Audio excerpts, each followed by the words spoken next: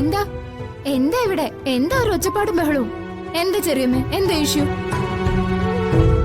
എടി നീ ഇത് കാണുന്നില്ലേ? ഇവള് കിച്ചണിൽ കയറി ചായ ഉണ്ടാക്കിയത്. അതിനെന്താ കുഴപ്പം? കുഴപ്പമൊന്നുമില്ലേ? എടി ഇവള് ഋഷിയുടെ മരണ ദൂതുവായി ഈ വീട്ടിലേക്ക് കയറി വന്നവളാ. അങ്ങനെയുള്ള ഇവളുടെ കയ്യിൽ നിന്നും ആഹാരം വാങ്ങിച്ച് കഴിച്ചാലേ ഋഷിക്ക് മാത്രമല്ല, ചിലപ്പോ നമ്മക്കും ആയുർദോഷം ഉണ്ടാവും. അതായത് ആയുസ് ഒടുങ്ങാതെ ചാകൂന്ന്. എനിക്ക് ജാതകദോഷം ഇല്ലെന്ന് ഇവരെങ്ങനെ ബോധ്യപ്പെടുത്തും?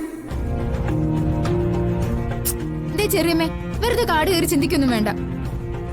ഓ പിന്നെ, ഗോപികച്ചയുടെ ജാതകദോഷം കാരണം ഇവിടെ ഓരോരുത്തർ മരിച്ചു വീഴാൻ പോവല്ലേ? നിങ്ങളൊക്കെ ഏത് കാലത്താ ജീവിക്കുന്നേ? നിന്നോടൊന്നും പറഞ്ഞാലേ നിനക്കൊന്നും മനസ്സിലാവില്ല. അല്ല, ഈ ജാതകദോഷം എനിക്കാണെന്ന് വിചാരിച്ചോ? നിങ്ങളെല്ലാരും എന്ത് ചെയ്യുമായിരുന്നു? ജാതകദോഷം ഉണ്ടെന്ന് കരുതിയിട്ട് എന്നെ വീട്ടിൽ നിന്ന് പുറത്താക്കുമായിരുന്നോ? അതോ ജീവനോടെ കുഴിച്ചു മൂടുമായിരുന്നോ?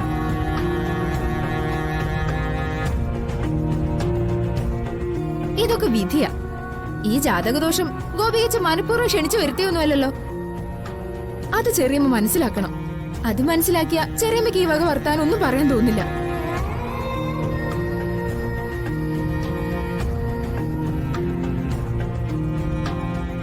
ഈ ഉള്ളിലെ പേടിയൊക്കെ കളഞ്ഞ് ചെറിയമ്മ ചായ കുടിക്കാൻ നോക്ക്.